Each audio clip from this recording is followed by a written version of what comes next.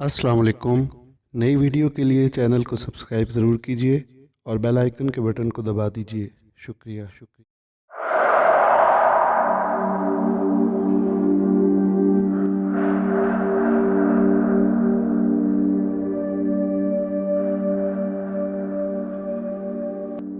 ये 2011 की एक सर्द रात थी।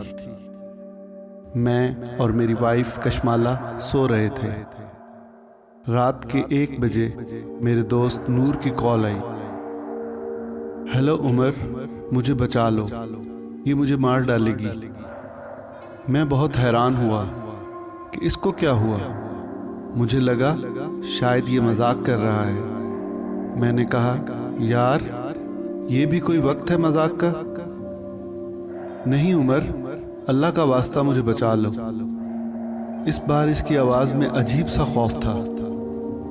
मैं आता हूँ, मैंने अभी ये कहा ही था कि कॉल कट गई। मैं खुद डर गया था। मैं फटाफट उठा, कशमाला को उठाया और अपनी गन साथ ली। क्या हुआ उमर, इतने परेशान क्यों हो? कशमाला ने उठते साथ सवाल किया। यार आप दरवाज़ा बंद करो, मैं नूर के घर जा रहा हूँ। इसकी कॉल आई, वो बहुत परेशान था। अल्लाह खैर करे, आप आराम से जाना, अपना ख्याल रखना, रात बहुत हो गई है। कशमाला ने घबराते हुए कहा। Okay, don't worry. मैंने कशमाला को दिलासा देकर जल्दी से गाड़ी स्टार्ट की और नूर के घर निकल पड़ा। नूर मेरा बचपन का दोस्त था। 2 हफ्ते पहले उसकी शादी हानिया से हुई थी और बहुत खुश था वो। आज अचानक ऐसा क्या हो गया और इसे कौन मारना चाहता है? मैं अभी ये सोच ही रहा था कि इतने में नूर का घर आ गया। नूर का घर शहर से थोड़ा बाहर था, बड़े कब्रिस्तान के करीब। मैं फटाफट गाड़ी से उतरा और नूर के घर का गेट नॉक किया। नूर, नूर, मैं जोर से पुकारा, लेकिन कोई जवाब ना आया। घर में मुकम्मल तौर पर खामोशी थी। मैं भागकर घर के पीछे की तरफ गया। वहाँ खिड़की खुली हुई थी। वहाँ खून के ताज़ा निशान थे। मैं खिड़की से अंदर दाखिल हुआ। लाइट ऑफ थी। मैंने मोबाइल की लाइट ऑन की और नूर के कमरे की तरफ जाने लगा। नूर के कमरे में जाते ही मेरे मुंह से चीख निकल गई। मेरे औसान खता हो गए। बेड के पास ज़मीन पे नूर खून में लथपथ पड़ा था। मैंने चेक किया तो वो मर चुका था और भाभी का नामो निशान भी नहीं था। कमरे से खिड़की तक खून के धब्बों के निशान थे जो नंगे पैरों के थे। मैंने फौरन अपने दोस्त शहबाज को कॉल की जो पुलिस में था और इसे सूरत हाल से आगाह किया। इसने मुझे हौसला रखने और जितनी जल्दी हो सका मेरे पास आने का यकीन दिलाया। मैंने सोचा कि पैरों के निशानात का पीछा किया जाए। मैं मोबाइल टॉर्च की रोशनी में निशानात का पीछा करने लगा। निशानात पिछली गली से होते हुए कब्रिस्तान की तरफ जा रहे थे। रात के अंधेरे ने कब्रिस्तान को बहुत वहशतनाक बना दिया था। मैं अभी कब्रिस्तान के गेट के करीब ही पहुंचा था कि शहबाज की कॉल आ गई। हेलो उमर, कहाँ हो? मैं नूर के घर पर हूँ, शहबाज ने कहा। यार मैं घर के पिछली तरफ कब्रिस्तान के पास हूँ, मैंने जवाब दिया। ओके, मैं आया, शहबाज ने कहा और कॉल काट दी। चंद लम्हों बाद शहबाज मेरे पास आ गया। उमर यार, बहुत अफसोस हुआ, मगर तुम यहाँ क्या कर रहे हो? शहबाज ने आते ही सवाल किया। मैं इन निशानात के पीछे आया हूँ। थैंक्स यार फ़ौरन मेरे पास आने के लिए, मैंने शहबाज को कहा। It's my player. नूर का कोई दुश्मन था? और भाभी कहाँ है? कुछ पता चला इनका? शहबाज ने पूछा। नहीं यार, वो तो एक शरीफ इंसान था और भाभी का कुछ पता नहीं चला, मैंने कहा। चलो निशानात का पीछा किया जाए। मैंने एम्बुलेंस को कॉल की है, वो आती ही होगी, शहबाज ने कहा और हम निशानात के पीछे कब्रिस्तान में दाखिल हो गए। निशानात एक दरख्त के पास आकर ख़त्म हो गए। यार निशानात तो यहाँ आकर ख़त्म हो गए, शहबाज ने कहा। चलो दरख्त के पीछे देखते हैं, मैंने कहा। हम दरख्त के पीछे गए। दरख्त के पीछे कब्र के पास का मंजर देखकर हम खौफजदा हो गए। हमने जो सोचा भी ना था वो हो गया। वो नूर की वाइफ हानिया थी जो कब्र के पास बेहोश पड़ी थी। इसके पैर खून से भरे हुए थे। ओ माय गॉड, اس کا مطلب نور کا خون بھابھی نے کیا؟ میں نے حیران ہو کر پوچھا۔ دیکھ کر تو مجھے بھی یہی لگتا ہے، شہباز نے میری ہاں میں ہاں ملائی۔ چلو اس کو ہسپتال لے کر چلتے ہیں، میں نے کہا۔ شہباز نے فوراً ایمبولنس منگوائی اور میں گھر آ گیا۔ کیا ہوا؟ نور بھائی کیسے ہیں؟ میرے گھر پہنچتے ہی کشمالہ نے بے چینی سے پوچھا۔ نور اب اس دنیا میں نہیں رہا، میں نے افسردہ لہجہ میں کہا۔ او مائی گاڈ، یہ کیسے ہوا؟ کشمالہ نے پریشانی کے عالم میں کہا۔ میں نے کشمالہ کو ساری بات بتا دی۔ اوہ اللہ تعالیٰ رحم فرمائے، کشمالہ نے کہا۔ اچھا میں تھوڑا آرام کر لوں، میں نے کہا اور بیڈ پر لیٹ گیا۔ سونے کی کوشش کرنے لگا مگر نیند کوسوں دور تھی۔ میری آنکھ صبح 10 بجے کھلی۔ میں فریش ہو کر ناشتے والی ٹیبل پر ناشتہ کرنے کے لیے بیٹھا ہی تھا کہ شہباز کی کال آئی۔ یار تم سے بھابھی کے بارے میں کچھ بات کرنی ہے، تھانے آ سکتے ہو؟ بھابھی کو ہوش آیا؟ میں نے جھٹ سے سوال کیا۔ نہیں یار، ابھی بھابھی کو ہوش تو نہیں آیا، لیکن کچھ ضروری بات کرنی ہے، شہباز نے کہا۔ اوکے میں ناشتہ کر کے آتا ہوں، یہ کہہ کر میں نے کال کاٹ دی اور جلدی سے ناشتہ کرنے لگا۔ کچھ ہی دیر کے بعد میں شہباز کے تھانے پہنچ چکا تھا۔ السلام علیکم، کیا حال ہے یار؟ میں نے تھانے کے اندر جاتے ہوئے شہباز کو کہا۔ وعلیکم السلام، آؤ یار تم سے کچھ ضروری معلومات لینی ہے بھابھی کے بارے میں۔ کیوں کیا ہوا بھابھی کو؟ میں نے تجسس بھری نظروں سے شہباز کو دیکھتے ہوئے سوال کیا۔ بھابھی کے بیک گراؤنڈ کے بارے میں جاننا ہے، کہاں سے ہیں، کیا کرتی ہیں اور کس فیملی سے تعلق رکھتی ہیں، شہباز نے سوال کیا۔ مجھے تو صرف اتنا پتا ہے کہ بھابھی کے آگے پیچھے کوئی بھی نہیں ہے اور ان کی فیملی میں صرف ان کے چچا ہیں۔ ان کے ماں باپ کسی کار ایکسیڈنٹ میں گزر گئے تھے، میں نے بتایا۔ یار سارا معاملہ دیکھ کر شک بھابھی پر ہی جاتا ہے اور میں اس معاملے کی بہت اچھے سے چھان بین کر رہا ہوں۔ اگر کہیں سے بھی کوئی سراغ ملا تو میں تمہیں ضرور بتاؤں گا، شہباز نے جواب میں کہا۔ میں نے شہباز کو خدا حافظ کہا اور اپنے آفس کے لیے نکل پڑا۔ مجھ میں غم اور پریشانی کے ملے جلے تاثرات تھے اور مجھے بار بار نور کا اور بھابھی کا ہی خیال آ رہا تھا کہ یہ سب کیوں اور کیسے ہو گیا۔ رات کے 11 بج رہے تھے۔ کھانے کے بعد کشمالہ سے نور اور بھابھی کے بارے میں بات کر رہا تھا کہ اچانک شہباز کی کال آئی۔ ہیلو عمر، کہاں پر ہو؟ جلدی آؤ۔ کیوں کیا ہوا؟ میں نے پریشانی کے عالم میں شہباز سے پوچھا۔ تم آؤ تو صحیح، میں تمہیں بتاتا ہوں۔ نور اور بھابھی کے کیس کے بارے میں بہت اہم پیش رفت ہوئی ہے۔ اوکے میں آتا ہوں تمہارے پاس۔ یہ کہہ کر میں فوراً اپنے بیڈ سے اٹھا۔ کیا ہوا؟ کس کا فون تھا؟ کشمالہ نے سوال کیا۔ انسپکٹر شہباز کا فون تھا۔ بھابھی اور نور کے بارے میں بہت اہم پیش رفت ہوئی ہے، اس لیے اس نے مجھے کال کی۔ اچھا ٹھیک، اللہ خیر کرے، اپنا خیال رکھیے گا، کشمالہ نے کہا۔ تم فکر مت کرو، دروازہ لاک کر لو۔ یہ کہہ کر میں باہر آیا، گاڑی سٹارٹ کی اور شہباز کے گھر چل پڑا۔ جب میں شہباز کے گھر پہنچا تو شہباز پہلے ہی دروازے کے پاس میرا انتظار کر رہا تھا۔ میں نے گاڑی پارک کی اور شہباز سے الیک سلیک کے بعد ہم اس کی بیٹھک میں چلے گئے۔ ماہین، عمر کے لیے کچھ ٹھنڈا لے کر آؤ۔ ہمارے بیٹھ جانے کے بعد شہباز نے اپنی وائف کو آواز دی۔ ہاں تو شہباز، اس کیس میں ایسی کیا پیش رفت ہوئی ہے جس کے بارے میں بتانے کے لیے تم نے مجھے اتنی رات کو کال کی؟ میں نے بے چینی سے پوچھا۔ یار عمر، ہمارے جانے کے کچھ دیر بعد ساتھ والے گاؤں کے تھانے دار کی کال آئی تھی۔ اس نے کچھ معلوم کرنا تھا۔ وہاں کا تھانے دار میرا کزن ہے۔ بات چیت کے دوران جب میں نے اسے نور کے کیس کے بارے میں بتایا تو وہ چونک گیا اور کہنے لگا، بالکل ایسا ہی ایک کیس 3 مہینے پہلے اس کے گاؤں میں پیش آیا تھا۔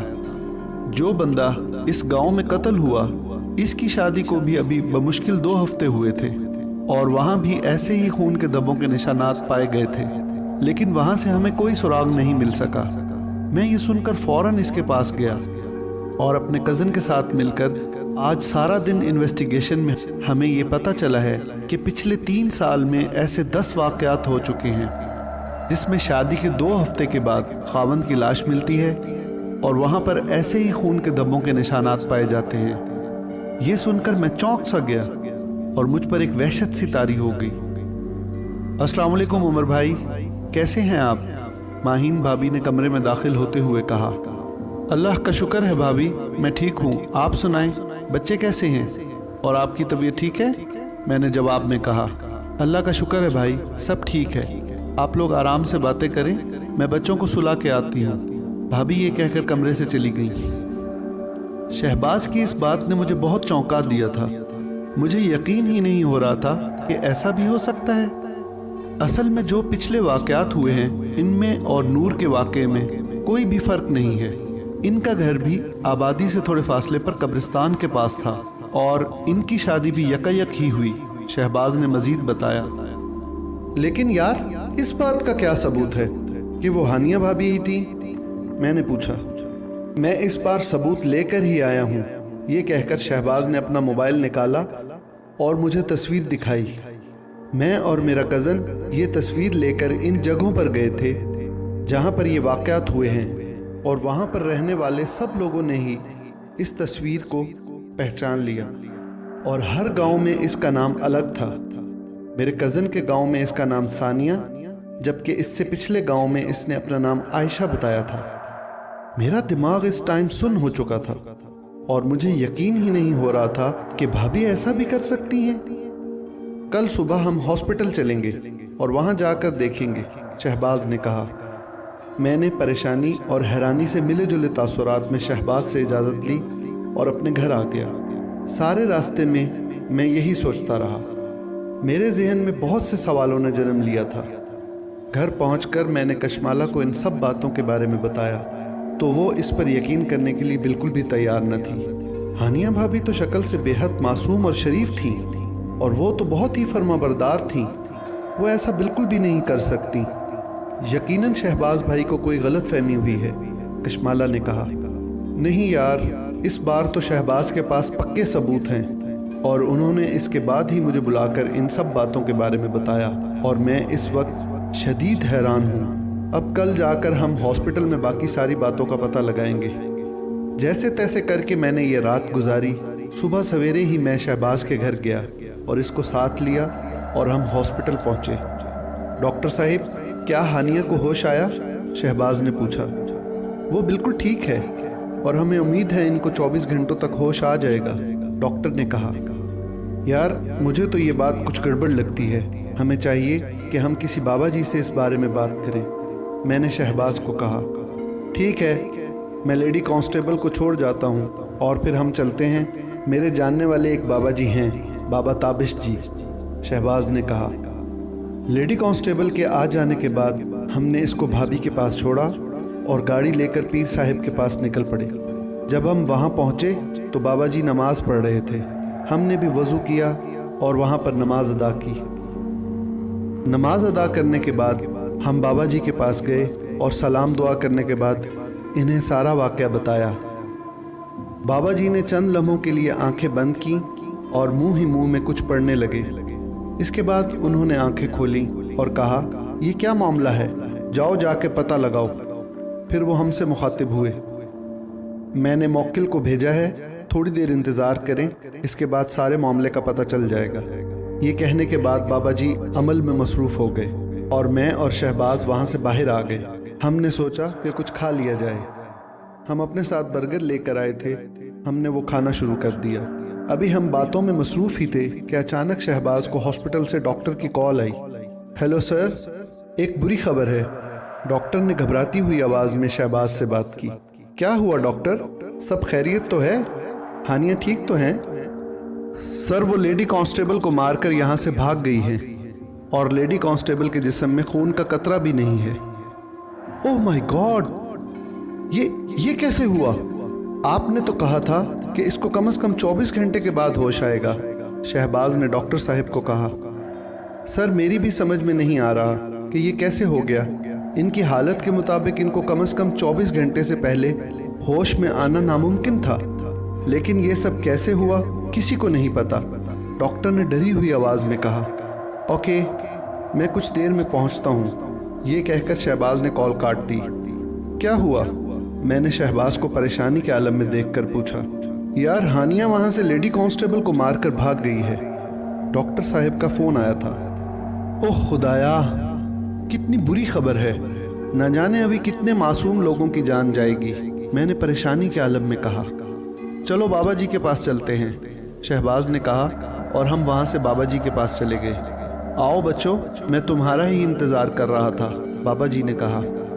मैंने पता लगा लिया है, इसके पीछे इस चुड़ैल का हाथ है, जो कि आधी चुड़ैल और आधी औरत है। ये इंसान और चुड़ैल के मिलाप से पैदा हुई है। आज से कुछ साल पहले इस चुड़ैल को हिंदू पंडित ने चिल्ला काट कर अपने कब्जा में किया था, लेकिन बाद में वो चुड़ैल इसको अच्छी लगने लगी, क्योंकि वो शक्ल से बहुत खूबसूरत और मासूम थी।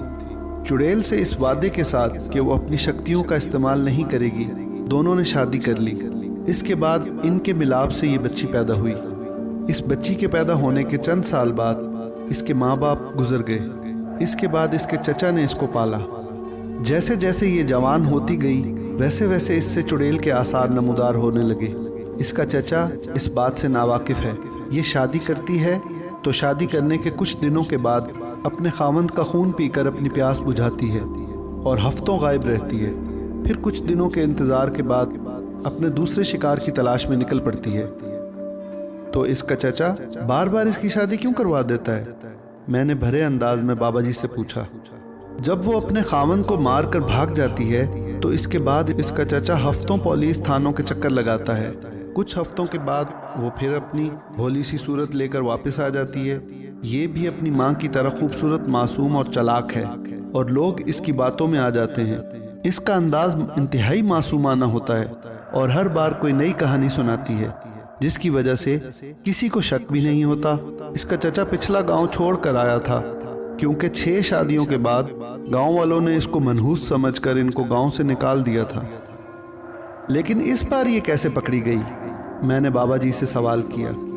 जैसा कि मैं आपको बता चुका हूँ कि ये चुड़ैल होने के साथ साथ इंसान भी है। जब ये अपना शिकार करके भाग रही थी तो भागते भागते थक गई और अंधेरा ज़्यादा होने की वजह से दरख्त से टकराकर बेहोश हो गई। और इसके पकड़े जाने की एक वजह यह भी है कि तुम्हारे दोस्त ने कुछ लम्हे पहले ही तुम्हें फ़ोन कर दिया था, बाबा जी ने कहा। हाँ बाबा जी, इसका फ़ोन आते ही मैं फ़ौरन घर से निकल पड़ा था, और इसके घर से मेरे घर का फासला भी बहुत थोड़ा है। मैं बहुत जल्द वहाँ पहुँच गया था, मैंने कहा। अब इसको सज़ा देनी है या फिर हमेशा के लिए मारना है? बाबा जी ने कहा। क्या इस पर गोली असर करेगी? शहबाज ने कहा। हाँ करेगी, लेकिन गोली से इसकी मौत वाक़ई नहीं होगी। गोलियाँ सिर्फ इसे ज़ख्मी कर सकती हैं, वो भी तब तक जब तक ये आम इंसान है। चुड़ैल के रूप में आते ही इसका वो ज़ख्म भी भर जाएगा, बाबा जी ने कहा। न जाने इसने कितने मासूम लोगों की जान ली है, ख़ास तौर पर मेरे दोस्त नूर की। इसको मैं किसी हाल में नहीं छोड़ूंगा। आप मुझे कोई ऐसा तरीका बताएं कि जिससे मैं इसे ख़त्म कर दूं, मैंने गुस्से में कहा। ठीक है, तो मैं तुम्हें तरीका बताता हूँ, बाबा जी ने कहा। ये लो सत्तू के दाने। कब्रिस्तान में किसी पुरानी सी ऐसी कब्र जिसके पास दरख्त हो, वहाँ पर बैठकर इन दानों पर चिल्ला करना है। और एक बात अच्छे से याद रखना, कुछ भी हो जाए, चाहे मैं तुम्हें बुलाऊं या तुम्हारे दोस्त नूर की रूह आए और कहे कि उमर अमल छोड़ दो, मैंने इसे माफ़ कर दिया, या चाहे शहबाज आए या बेशक तुम्हारी बीवी तुम्हारे पास आ जाए, बाहर नहीं निकलना और ना ही अपना अमल छोड़ना। दिन में सारा दिन किसी से बात नहीं करनी, और इशा का टाइम होते ही तुमने अपना अमल शुरू कर देना है। जब तक फजर की अजान तुम्हारे कानों में न पड़े, तुमने अमल नहीं छोड़ना। बेहतर यही होगा कि तुम अपने काम से छुट्टी ले लो। ये कहने के बाद बाबा जी ने मुझे वो अमल बताया जो चिल्ले में पढ़ना है। बाबा जी से दुआ लेकर मैं वहाँ से रुखसत हो गया। अब मेरा इरादा जल्द अज जल्द इस चुड़ैल को अपने अंजाम पर पहुँचाना था। यार उमर, तुम ये अमल ठीक से कर लोगे ना? शहबाज ने रास्ते में मुझसे पूछा। इंशाअल्लाह ज़रूर करूँगा। मुझे इन सब मासूमों और बिलखसूस अपने दोस्त की मौत का बदला लेना है। चाहे जो भी हो जाए, मैं इसे अपने अंजाम पर पहुँचा कर रहूँगा, मैंने इसे जवाब दिया। घर पहुँचने के बाद मैंने कशमाला को सारी बात बताई और इसे दिलासा दिया कि परेशान मत होना, मैं अपने दोस्त की मौत का बदला लेकर ही चैन से बैठूँगा। ये रात भी बेचैनी में गुजरी। सुबह उठकर मैंने सबसे पहले दफ्तर से जाकर 8 چھٹیاں لے لیں کیونکہ 7 دن کا چلہ تھا اور اس کے بعد مجھے 1 دن آرام کے لیے بھی چاہیے تھا۔ اس کے بعد میں نے اپنا ضروری سامان لیا، شہباز سے ملا اور پھر بابا جی سے اجازت لینے کے بعد گھر گیا اور رات ہونے کا انتظار کرنے لگا۔ رات کو عشاء کی نماز پڑھنے کے بعد میں قبرستان پہنچ گیا جو کہ نور کے گھر کے پاس تھا، کیونکہ وہ ہی سب سے بڑا اور پرانا قبرستان تھا۔ تھوڑی سی محنت کے بعد مجھے وہ پرانی قبر مل ہی گئی جو کہ ایک درخت کے پاس تھی۔ 3 مرتبہ آیت الکرسی پڑھ کر حصار کھینچا اور بیٹھ کر اپنا عمل کرنے لگا۔ بغیر کسی فکر اور پریشانی کے یہ رات سکون سے گزر گئی۔ اس کے بعد اپنا عمل جاری رکھا اور 4 دنوں تک مجھے کسی بھی قسم کی کوئی پریشانی نہیں ہوئی۔ میں اپنا عمل کرتا اور گھر آ جاتا، صبح کو اپنی نیند پوری کرتا جبکہ رات میں عمل کرتا۔ یہ عمل کی 4تھی رات تھی۔ میں نے روزمرہ کی طرح حصار کھینچ کر عمل شروع کر دیا۔ تھوڑی دیر بعد اچانک بہت سارے بادل ایک دم آ گئے اور بادل زور سے گرجے، شدید بارش ہونے لگی اور یہ دیکھ کر میری آنکھیں پھٹی کی پھٹی رہ گئیں کہ یہ عام بارش نہیں بلکہ خون کی بارش تھی جو کہ میرے حصار سے باہر ہو رہی تھی۔ حصار کے اندر ایک قطرہ بھی نہیں گرا تھا۔ میں کافی ڈر سا گیا تھا۔ اللہ اللہ کر کے وہ رات گزری، میں گھر آ گیا۔ 5ویں رات بھی بغیر کسی پریشانی کے گزر گئی۔ آج عمل کی 6ٹھی رات تھی۔ میں نے حسب معمول حصار کھینچا اور اپنا عمل شروع کر دیا۔ ابھی مجھے عمل کیے ہوئے 3 گھنٹے بھی نہیں گزرے تھے کہ سامنے قبر کے پاس جھاڑیوں میں کسی کی آہٹ محسوس ہوئی۔ وہ کوئی جانور تھا جو یکایک میرے سامنے آ گیا۔ اس جانور کو دیکھ کر یوں لگا جیسے ابھی میرا دل باہر آ جائے گا۔ خوف کے مارے میری آنکھیں پھٹ گئیں اور میرا جسم کانپ رہا تھا۔ اس جانور کے 2 منہ تھے، ایک بھیڑیے کے جیسا اور ایک چیتے کے جیسا، اور دونوں کی لمبی سانپ کی طرح زبان تھی۔ وہ میرے پاس آیا اور حصار کے پاس آ کر کہنے لگا، چلے جاؤ یہاں سے ورنہ بہت بری موت مارے جاؤ گے۔ اس کی آواز اس قدر خوفناک تھی کہ میں اپنا عمل ہی بھول گیا اور میرے منہ سے آواز بھی نہیں نکل رہی تھی۔ میں نے جیسے تیسے کر کے اپنے حواس پر قابو کیا اور زور سے اپنا عمل پڑھنے لگا۔ مجھے زور سے عمل کرتا دیکھ کر وہ زوردار آواز میں گرجا، اچھا تو تم باز نہیں آؤ گے، میں تمہیں ابھی بتاتا ہوں۔ یہ کہہ کر وہ میری طرف دوڑا لیکن حصار سے ٹکرا کر غائب ہو گیا۔ جیسے ہی وہ غائب ہوا میری جان میں جان آئی۔ اللہ اللہ کر کے یہ رات بھی گزری، لیکن اس واقعے کے بعد مجھ پر بہت زیادہ خوف طاری تھا۔ اس جانور کو دیکھ کر ایک مرتبہ میرے رونگٹے کھڑے ہو گئے تھے۔ میں گھر آیا، کھانا کھایا اور لیٹ گیا۔ تھکاوٹ کی وجہ سے مجھے فوراً نیند آ گئی۔ اگلے دن عصر کے وقت میری آنکھ کھلی۔ میں نے نماز پڑھی اور کھانا کھایا اور چلے کی تیاریوں میں مصروف ہو گیا۔ آج کا دن میرے لیے بہت اہم تھا۔ قبرستان کے پاس موجود مسجد میں میں نے عشاء کی نماز ادا کی۔ آج موسم بڑا صاف تھا، چاند اپنے جوبن پر تھا، جس کی وجہ سے ارد گرد کی ہر چیز صاف نظر آ رہی تھی۔ میں نے اپنا عمل شروع کیا۔ دل اور ذہن میں بہت خوف تھا، لیکن مجھ میں بدلہ لینے کا جنون سوار تھا۔ ابھی عمل کو 1-2 گھنٹے ہی گزرے تھے کہ دور سے شہباز آتا دکھائی دیا اور کہنے لگا کہ میں نے ہانیہ کو مار دیا ہے، چلو آ جاؤ اٹھو۔ میرے ذہن میں بابا جی کی بات یاد آ گئی کہ ہانیہ چڑیل ہر روپ میں آئے گی، اس لیے میں آنکھیں بند کر کے اپنے عمل میں مصروف رہا۔ چلو یار اٹھو، کیا کر رہے ہو؟ یہ کہہ کر اس نے میری طرف ہاتھ بڑھایا، لیکن اس کا ہاتھ جیسے ہی حصار سے ٹکرایا وہ ایک دم غائب ہو گیا۔ میں نے اللہ کا شکر ادا کیا۔ کچھ ہی دیر کے بعد دور سے ہانیہ بھابی آتی دکھائی دی اور میرے پاس آ کر زاروں قطار رونے لگی، پلیز عمر بھائی مجھے معاف کر دو، میں نے جو کچھ کیا انجانے میں کیا، اس میں میرا کوئی قصور نہیں ہے، مجھ سے کہنے لگی۔ لیکن میں اپنے عمل میں مصروف رہا اور میں نے اس کی باتوں پر کوئی دھیان نہ دیا اور وہ وہاں سے چلی گئی۔ عمل ختم ہونے میں کچھ ہی دیر باقی تھی کہ قبرستان میں زور سے زلزلہ آنے لگا۔ ساری قبریں پھٹنے لگیں اور قبروں میں سے مردے اٹھ کر باہر آنے لگے۔ جس قبر پر میں عمل کر رہا تھا وہ قبر بھی لرزنے لگی اور اس کے اندر سے بھی عجیب و غریب سی آوازیں آنے لگیں۔ خوف اور دہشت سے میرا برا حال تھا۔ اتنے میں سامنے ہانیہ دکھائی دی اور ساتھ میں بابا جی بھی تھے۔ بابا جی کہنے لگے کہ چھوڑو، ہم سب نے اس کو معاف کر دیا ہے۔ اور مجھے پیچھے نور بھی کھڑا ہوا نظر آیا۔ نور بھی کہنے لگا کہ ہم سب نے اس کو معاف کر دیا ہے، تم اپنا عمل چھوڑو اور وہاں سے اٹھ جاؤ۔ میں وہاں سے اٹھنے ہی لگا تھا کہ اچانک میرے کانوں میں بابا جی کی آواز آئی، عمر، یہ سب نظروں کا دھوکہ ہے، تم اپنے عمل پر توجہ دو۔ میں سوچنے لگا کہ میں یہ کیا بے وقوفی کرنے لگا تھا۔ میں دوبارہ بیٹھ گیا اور اپنا عمل کرنا شروع کر دیا۔ ہانیہ کی صورت تبدیل ہونے لگی تھی اور وہ آہستہ آہستہ چڑیل کی صورت اختیار کر چکی تھی۔ اس کا چہرہ انتہائی بھیانک تھا۔ وہ زور سے گرجی، یہاں سے فوراً اٹھ جاؤ ورنہ میں تمہیں اور تمہارے خاندان کو مار دوں گی۔ میں نے اس کی بات پر توجہ نہ دی۔ اچانک وہ میری وائف کشمالہ کو پکڑ کر لے آئی اور اس کی گردن پر اپنے دانت گاڑ کر بولی، اگر تم نے عمل نہ چھوڑا تو میں اس کو مار دوں گی۔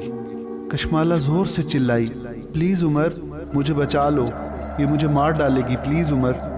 مجھے پتا تھا کہ یہ سب نظروں کا دھوکہ ہے، چنانچہ میں نے آنکھیں بند کی اور زور زور سے عمل پڑھنے لگا۔ اب وہاں سے کشمالہ، بابا جی، نور اور شہباز غائب ہو چکے تھے۔ صرف وہ مردے اور ہانیہ وہاں پر کھڑے تھے۔ اس نے مردوں کے ساتھ مل کر مجھ پر پتھروں کی بارش کر دی، لیکن جو بھی پتھر حصار سے ٹکراتا وہیں پر بھسم ہو جاتا۔ جس قبر پر میں عمل کر رہا تھا وہ بھی اب زور سے ہلنے لگی تھی۔ ڈر اور دہشت کے مارے میرا برا حال تھا۔ میں نے آنکھیں بند کر کے اپنے اللہ سے مدد کی فریاد کی اور زور زور سے عمل پڑھنے لگا۔ اتنے میں مجھے دور سے اذانوں کی آواز آئی۔ میں نے آنکھیں کھولی تو دیکھا ہانیہ کا جسم جل رہا تھا اور دور سے مجھے کشمالہ، شہباز، ماہین اور بابا جی آتے دکھائی دیے۔ ان سب کے چہرے پر مسکراہٹ تھی اور انہوں نے مجھے مبارکباد دی۔ ہانیہ کا جسم جل کر اب راکھ بن چکا تھا۔ شہباز نے اس راکھ کو پاس ہی موجود گڑھے میں ڈال کر گڑھے کو بند کر دیا تھا۔ آج میں بہت خوش تھا کیونکہ میں نے بہت سے معصوم لوگوں اور اپنے دوست کا بدلہ لے لیا تھا۔ دوستو، یہ کہانی آپ کو کیسی لگی؟ کہانی پسند آنے کی صورت میں اس کو لائک کیجئے، شیئر کیجئے اور ہمارے چینل ڈر کی دنیا کو سبسکرائب کیجئے۔ اب تک کے لیے اجازت دیجئے۔